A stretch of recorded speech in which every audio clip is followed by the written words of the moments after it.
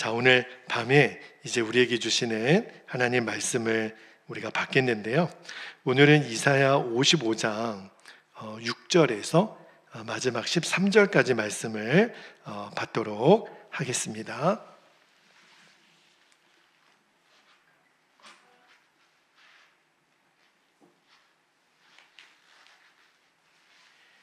자, 이사야 55장 6절에서 13절까지 저와 여러분이 한 절씩 말씀을 교독합니다. 6절입니다.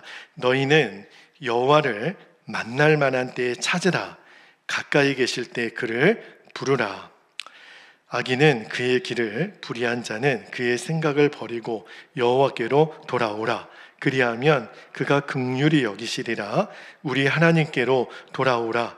그가 너그럽게 용서하시리라. 8절. 이는 내 생각이 너희의 생각과 다르며 내 길은 너희의 길과 다름이니라. 여호와의 말씀이니라.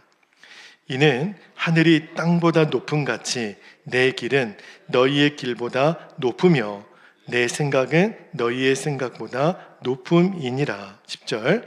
이는 비와 눈이 하늘로부터 내려서 그리로 되돌아가지 아니하고 땅을 적셔서 소출이 나게 하며 싹이 나게 하며 파종하는 자에게는 종자를 주며 먹는 자에게는 양식을 줌과 같이 내 입에서 나가는 말도 이와 같이 헛되이 내게로 되돌아오지 아니하고 나의 기뻐하는 뜻을 이루며 내가 보낸 일에 형통함이니라. 너희는 기쁨으로 나아가며 평안히 인도함을 받을 것이요 산들과 언덕들이 너희 앞에서 노래를 바라고 들의 모든 나무가 손뼉을 칠 것이며 잣나무는 가시나무를 대신하여 나며 화석류는 찔레를 대신하여 날 것이라. 이것이 여호와의 기념이 되며 영영한 표징이 되어 끊어지지 아니하리라.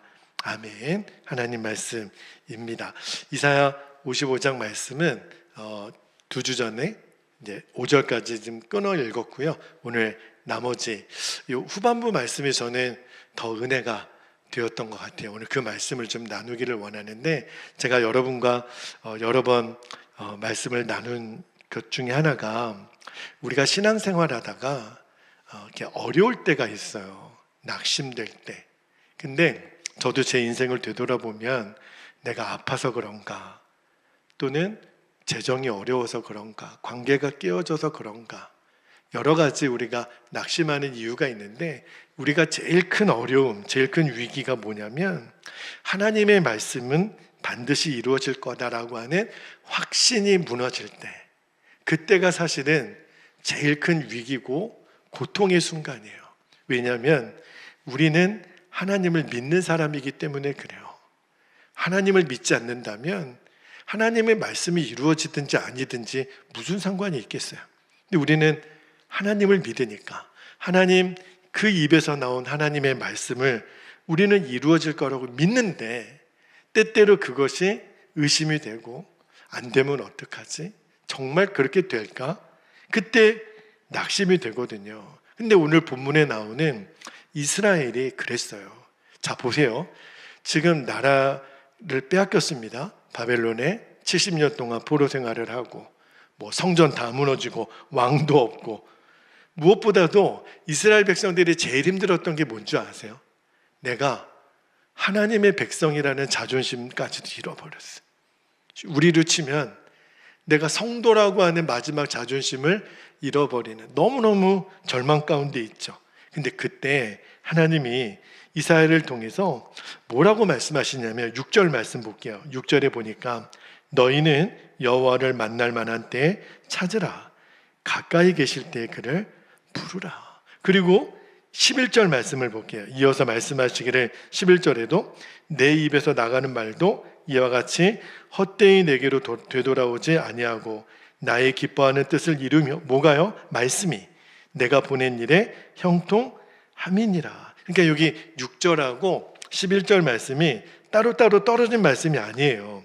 자, 왜 하나님이 내게로 돌아오라 이렇게 말씀하시죠? 핵심은 이거예요. 내가 너희에게 말했던 말씀은 반드시 이루어진다는 거예요. 할렐루야. 여러분, 우리가 때때로는 사람에게 실망할 수 있죠. 또 환경이 잘 안 변해요. 세상은 끊임없이 달라지고, 근데 오늘 하나님 말씀하시기를 하나님의 말씀은 결코 변하지 않습니다. 사람은 실패할 수 있어요. 근데 하나님 말씀은 실패한 적이 없어요. 그러니까 오늘 이사야 55장 이 후반부에 있는 말씀은 하나님의 말씀을 신뢰하는 자에게 하나님이 어떠한 은혜를 주시는가, 거기에 대한 말씀인데 몇 가지 여러분과 주신 말씀의 은혜를 나누겠는데, 자, 첫 번째 주시는 말씀의 은혜가 뭐였냐면, 하나님은 지금도 저와 여러분과 너무너무 가까이 계심을 확신하라는 거예요. 자, 6절 말씀을 다시 한번 볼게요. 6절에 보니까 너희는 여호와를 만날 만한 때에 찾으라. 가까이 계실 때 그를 부르라. 여러분 이 말씀 많이 들으셨죠? 여기 보면 여호와를 만날 만한 때가 그렇게 표현이 되어 있어요. 제 생각에 그러면 만날 만한 때가 있으면 그러지 못한 때도 있는가? 그런 궁금함이 들더라고요. 근데 여러분 이 만날 만한 때가 무슨 의미냐면, 하나님은 무슨 시간에 따라서 하나님의 존재가 달라지는 분은 아니에요. 그러니까 이 말의 핵심이 뭐냐면 하나님의 은혜를 받을 기회를 말하는 거예요. 자, 여러분이 이해를 돕기 위해서, 여러분도 그런 때 있죠. 갑자기 성령님께서 내 마음을 감동시키는 때가 있어요. 이건 뭐라고 설명을 못해요. 여러분이 성경을 읽을 때나 또는 이렇게 목사님의 설교를 들을 때나 유난히 갑자기 말씀이 내 안에 확 박혀올 때가 있습니다. 그리고 기도가 갑자기 너무너무 간절히 하고 싶은 때가 있어요. 여러분 그런 때 있으시죠? 그리고 갑자기 하나님의 책망이 느껴지는데 정말 무릎 꿇고 회개하고 싶은 그때가 있어요. 그러니까 그때예요. 하나님께서 가까이 계시는 은혜의 시간. 그러니까 하나님이 뭐라고 말씀하시냐면 그때를 미루지 말고 나를 찾으라는 거예요. 여러분 성경에 하나님을 찾으라 말씀하실 때 나중에 시간이 되면, 여건이 되면 그때 하나님을 찾으라, 그런 말이 한 군데도 나오지 않아요. 언제나 오늘, 지금입니다. 자, 시편 95편 7절 한번 볼게요. 시편 95편 7절에 보면 그는 우리의 하나님이시요 우리는 그가 기르시는 백성이며 그의 손이 돌보시는 양이기 때문이라. 너희가 언제요? 오늘 그의 음성을 듣거든. 말씀 한 구절만 더 볼까요? 사도 바울이 고린도 교회 성도들에게 이렇게 말했어요. 고린도 후서 6장 2절에 보니까 이르시되 내가 은혜 베풀 때에 너에게 듣고 구원의 날에 너를 도왔다 하셨으니 보라 언제요? 지금은 은혜 받을 만한 때요. 보라 지금은 구원의 날이로다. 그러니까 제가 이제는 알겠어요. 우리 성도님들 중에 제가 뭐라 그렇게 권면했을 때 나중에 할게요, 안 믿습니다. 안 하시더라고요. 나중에 할게요 목사님, 안 하시더라고요. 이제는 나중에라고 하는 말을 못 믿겠어요. 여러분 사실은 신앙생활에서 제일 위험한 말이 나중이에요. 나중에 기도할게요, 나중에 말씀 볼게요, 나중에 예배 드릴게요. 아니에요.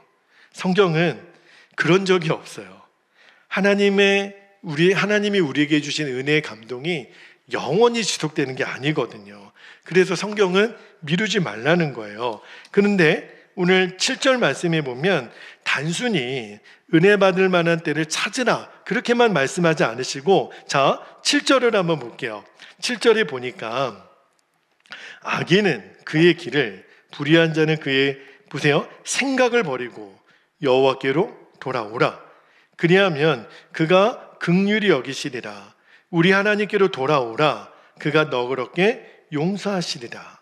여러분 너희는 여호와를 만날 때에 찾으라, 부르라 이렇게 얘기하셔 놓고 7절에 보면은 두 가지를 버리래요. 뭘 버리냐면 길과 생각. 여러분 길이 뭐죠? 길은요 내 삶의 방식을 말하고요, 생각은 내 삶의 방향을 말해요. 여러분, 내가 그냥 말하고 그냥 행동하는 것 같지만 실제로 나를 말하고 행동하게 하는 그 근본은 뭐죠? 내 안에 있는 생각이에요. 그러니까 하나님이 너희들 나를 찾아야 돼. 그런데 조건이 있다는 거예요. 그게 뭐냐면 행동만 나를 찾는 게 아니라 너희들의 생각까지도 바꾸라는 거예요. 왜? 생각이 내 행동을 지배하니까. 여러분, 생각해 보면 우리가 죄 짓는 것도요, 먼저 생각이 죄를 짓는 거예요. 교만도 마음에서 시작되고 미움도 생각에서 시작되고. 그러니까 진짜 하나님이 원하시는 회개가 뭐냐면 내 앞에만 오지 말고 너희들의 생각을 바꿔야 된다, 이 말씀을 하시는 거예요. 그런데 그러면 저는 요 7절 말씀 읽다가 위로가 되는 게 뭐냐면, 그러면 주님이 어떻게 말씀하셨냐면 그가 긍휼히 여기시리라, 그가 너그럽게 용서하시리라. 여러분, 사람은요, 내가 뭔가를 잘못했을 때 또는 누군가를 용서할 때 우리는 용서하세요, 그럼 뭐라고 말씀하냐면 한번 들어보고요. 만약에 저와 여러분을 주님이 용서하실 때 주님이 야, 내가 한번 들어보고 너희들 용서할게, 그러면 우리는 끝장이에요. 여러분, 사람의 용서는 늘 계산하잖아요. 그런데 하나님은요, 누구라도 하나님께 돌아오면 뭐라고 말씀하냐면 긍휼히 여기시고 너그럽게 용서하시리라. 여러분, 누가복음 15장에 탕자가 돌아왔을 때, 여러분, 아들이 참 저 같았으면, 제가 탕자라면 아버지에게 좀 변명도 했었을 것 같아요. 아버지, 제가요 아버지한테 할 말이 있어요. 제가 사실은 형하고 열등감도 좀 있었고요, 그리고 아버지가 저를 잘 안 믿어주시는 것 같아서 제가 뭐 객기도 부려봤어요. 뭐 이런저런 변명을 할 수 있었을 것 같은데, 성경을 잘 보면 아버지가요 아들에게 말할 기회를 안 줘요. 그냥 다짜고짜 가서 안고 입을 맞추고 안아줘요. 여러분, 이게 하나님 마음이에요. 계산이 없어요. 야, 너 1부터 10까지 한번 네가 잘못한 거 목록 좀 적어봐. 없어요, 그런 거. 그냥 하나님은 그냥 내게로 오기만 하면 돼. 그렇죠? 그러니까 하나님은 뭘 기뻐하시냐면 우리의 죄보다 우리가 하나님께로 돌아오는 거를 기뻐하세요. 그러므로 벼룩도 낯짝이 있지, 내가 이렇게 하나님 앞에 죄를 졌는데 너무 늦지 않았을까? 나를 용서하실까? 하나님 뭐라고 말씀하시냐면 그건 너 생각이야, 너 생각. 너 왜 그렇게 생각해? 돌아와. 내가 너를 긍휼히 여기고 풍성히 용서할 거야. 여러분, 이게 복음이에요. 이게 하나님의 은혜입니다. 자, 두 번째입니다. 두 번째 주시는 오늘 말씀의 진리, 두 번째 핵심이 뭐냐면 하나님의 생각은요 언제나 내 생각보다 높습니다. 그것을 인정하라는 거예요. 자, 오늘 하나님이 회개를 요청하셨어요. 너희들의 생각까지 바꿔야 돼. 그리고 말씀하시기를 8절 한번 볼까요? 8절에 이는 내 생각이 너희의 생각과 다르며 내 길은 너희의 길과 다름이니라. 여호와의 말씀이니라. 그리고 이어서 9절도 한번 볼게요. 9절에 보니까 하늘이 땅보다 높음같이 내 길은 너희의 길보다 높으며 내 생각은 너희의 생각보다 높으니라. 여러분, 이 말씀 많이 들으셨죠? 저도 기도할 때나 또는 말씀을 전할 때 굉장히 많이 인용했던 말씀인데, 제가 다른 때는 이 말씀을 맞아, 하나님은 얼마나 위대하셔, 하나님은 얼마나 높으셔, 이 정도로만 생각했는데, 근데 말씀을 오늘 깊이 들여다보다가 이게 단순히 그 정도만도 아니더라고요. 왜냐하면 여러분, 지금 이스라엘 백성들의 입장에서 보면 바벨론 포로잖아요.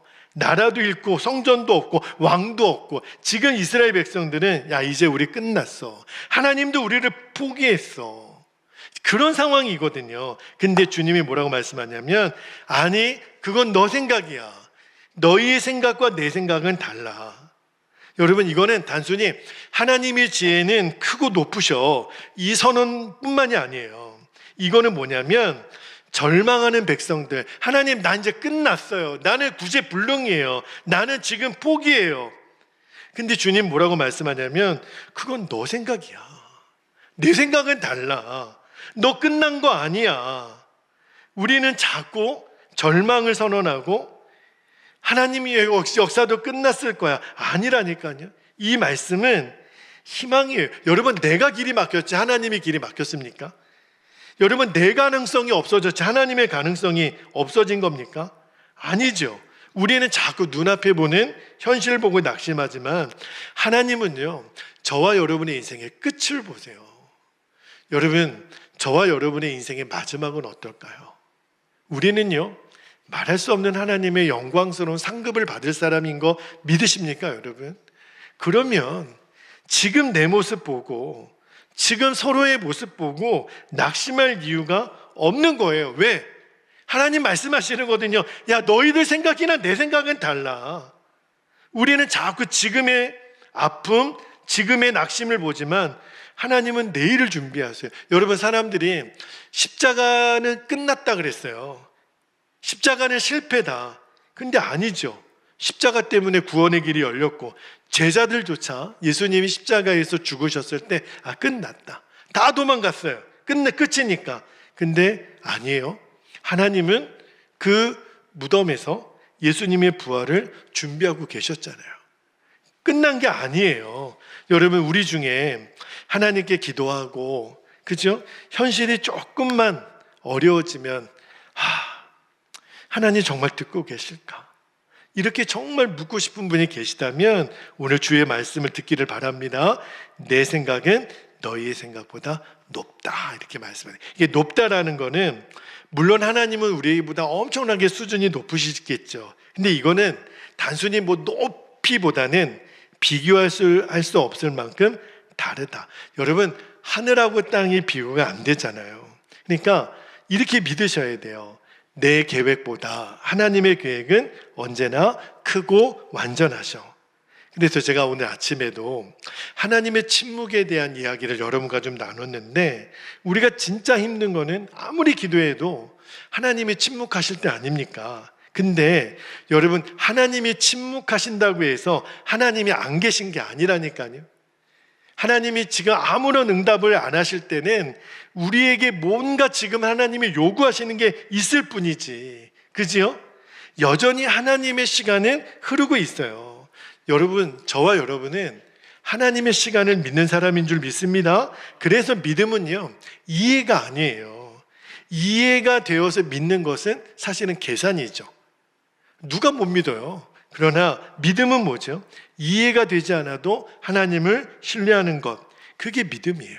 자, 세 번째입니다. 세 번째 주시는 말씀의 진리는, 그래서 우리가 오늘 꼭 붙들어야 돼. 설교 제목에도 제가 그렇게 적었지만 하나님의 말씀은 반드시 이루어짐을 믿으라는 거예요. 자, 오늘 말씀에서 10절 말씀도 굉장히 중요한 말씀인데 10절 같이 한번 읽어볼까요? 시작. 이는 비와 눈이 하늘로부터 내려서 그리로 되돌아가지 아니하고 땅을 적셔서 수출이 나게 하며 싹이 나게 하여 파종하는 자에게는 종자를 주며 먹는 자에게는 양식을 줌과 같이. 요 이제 10절 말씀을 읽어보면 그냥 이렇게 농촌 풍경이 이렇게 생각이 나더라고요. 굉장히 아름다운 비유예요. 자, 지금은 장마철이기 때문에 비가 좀 많이 내리는 시기죠. 자, 여러분, 비가 왜 내리죠? 비는요, 땅을 적시기 위해서, 그리고 비가 땅에 들어가야, 물이 땅에 들어가야 씨앗이 자라는 환경이 만들어지잖아요. 그리고 나중에 열매를 맺게 하잖아요. 그러니까 여러분, 하늘에서 내리는 비는요, 자기 사명을 이루지 못하고 없어지지 않아요. 눈도 그렇죠. 눈도, 저도 겨울에 내리는 눈이 아무 쓸모없는 것 같은 줄 알았는데 오늘 말씀을 읽다 보니까 주님이 비와 눈을 다 같이 얘기하세요. 그러니까 눈이 왔어요.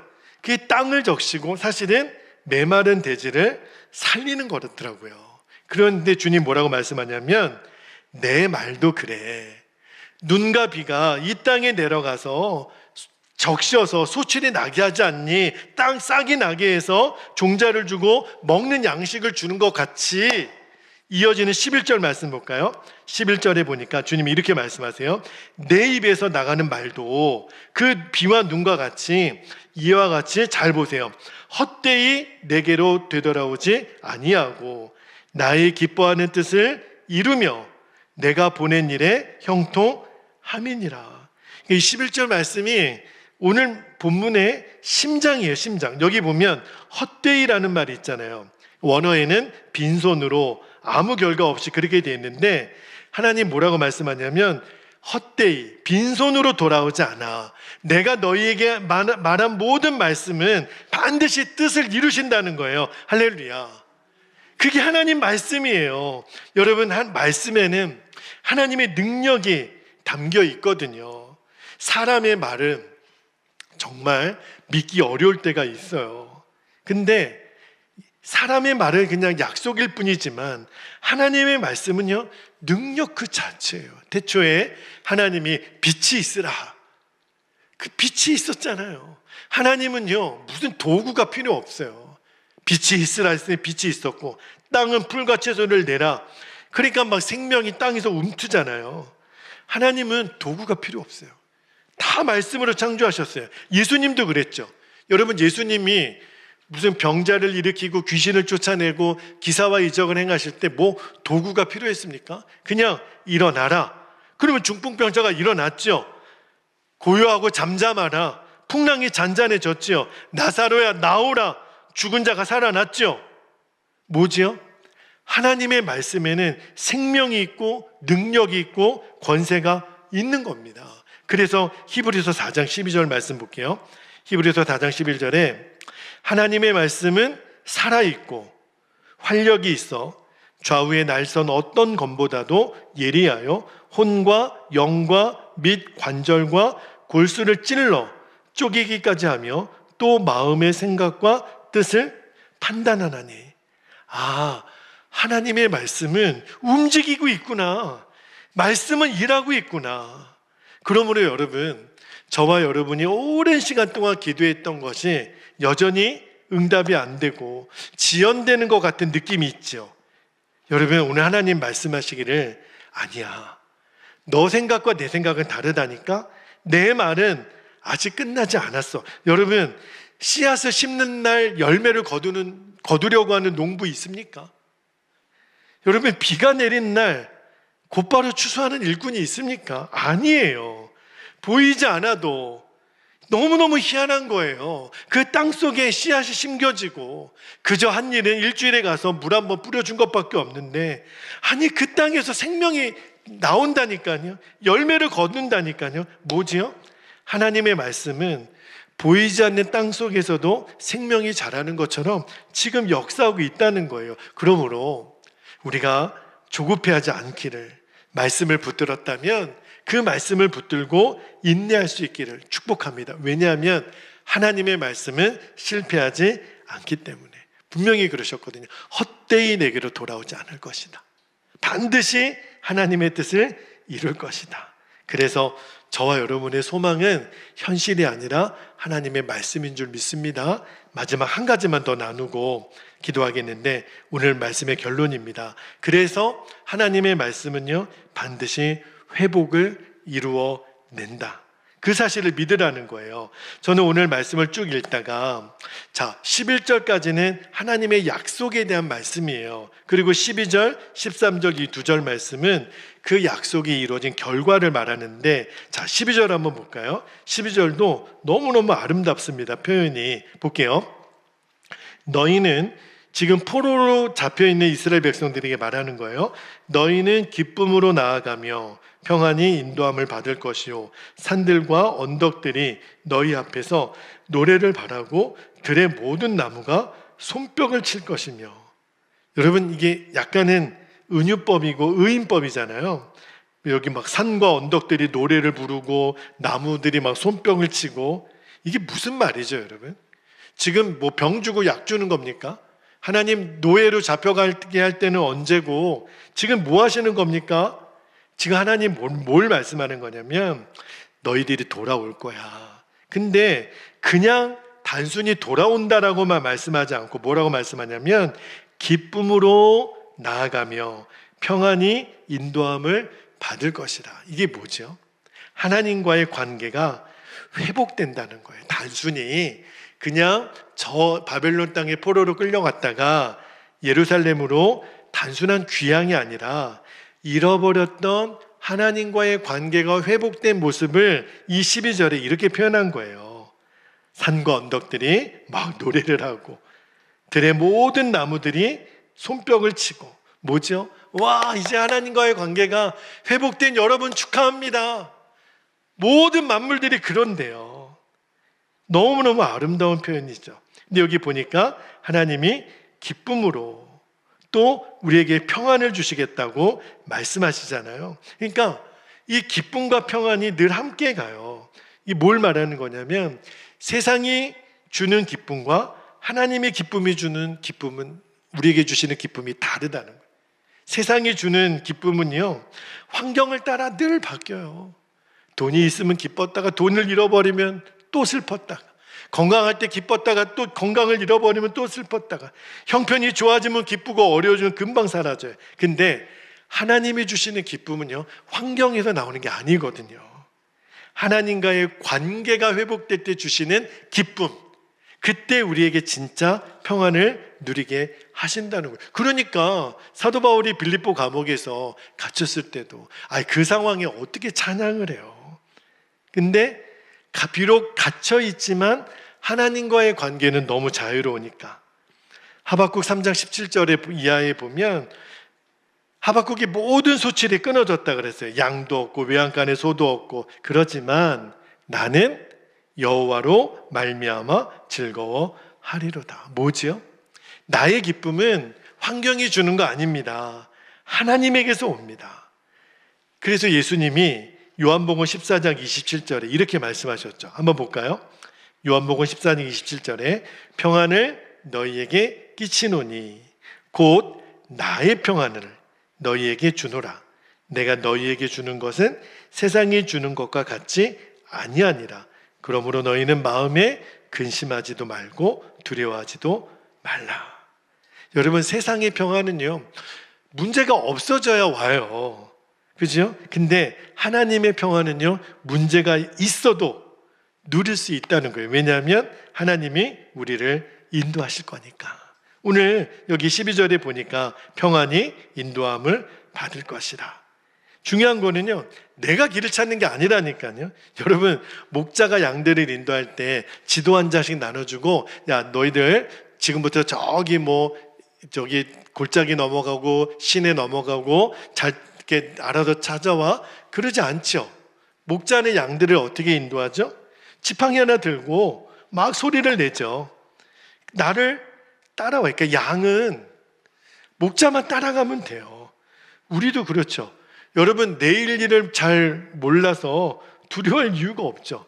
앞서가시는 하나님만 따라가면 돼요. 그러니까 저와 여러분의 평안은요, 미래를 아는 데서 오는 게 아니라 미래를 아시는 하나님을 신뢰하는 데서 오는 거예요.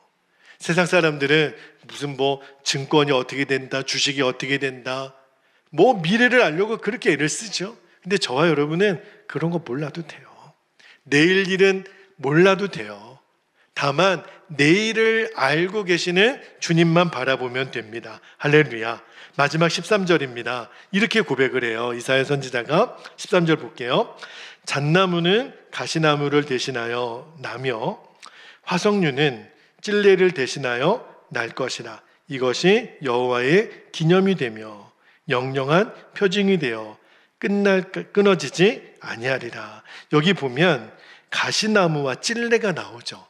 여러분, 이 13절 말씀도 제가 다시 한번 쭉 말씀을 묵상하다가 왜 가시나무와 찔레라는 표현을 썼을까?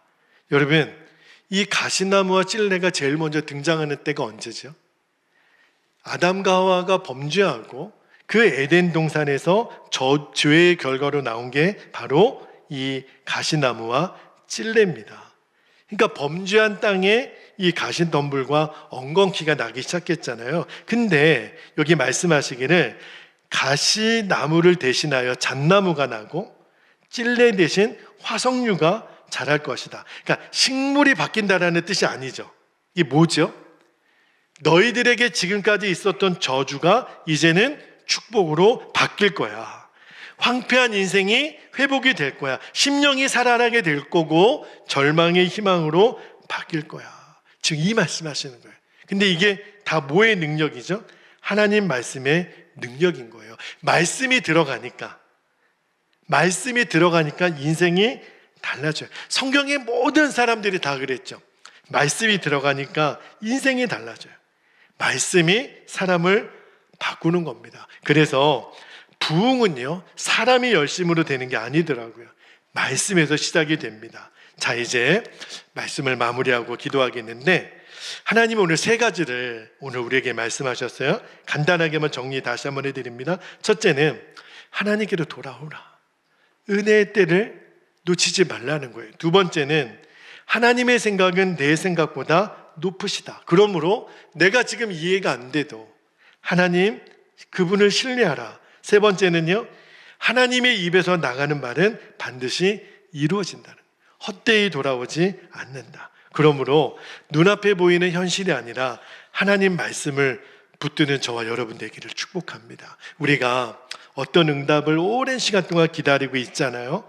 가정을 위해서도, 자녀를 위해서도, 또 건강을 위해서도, 교회를 위해서도 부탁을 드립니다. 포기하지 않으시기를. 왜냐하면 하나님이 말씀하셨다면 반드시 이루어질 거니까.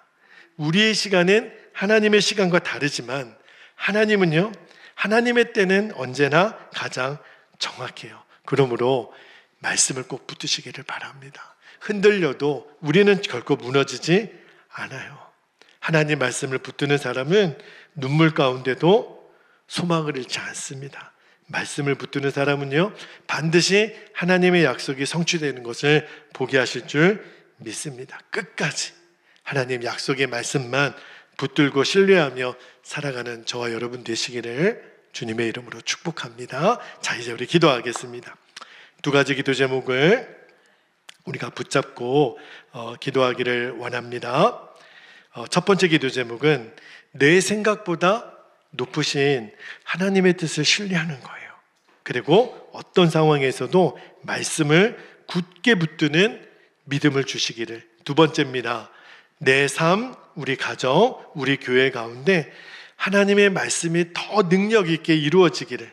그래서 우리 삶 속에 기쁨과 평안의 열매를, 오늘 하나님이 약속하신 그 기쁨과 평안이 우리에게도 열매로 맺어지기를 위해서 이 시간 허락하신 말씀과 기도 제목을 붙잡고 주님의 이름을 간절히 부르고 통성으로 기도합니다. 주여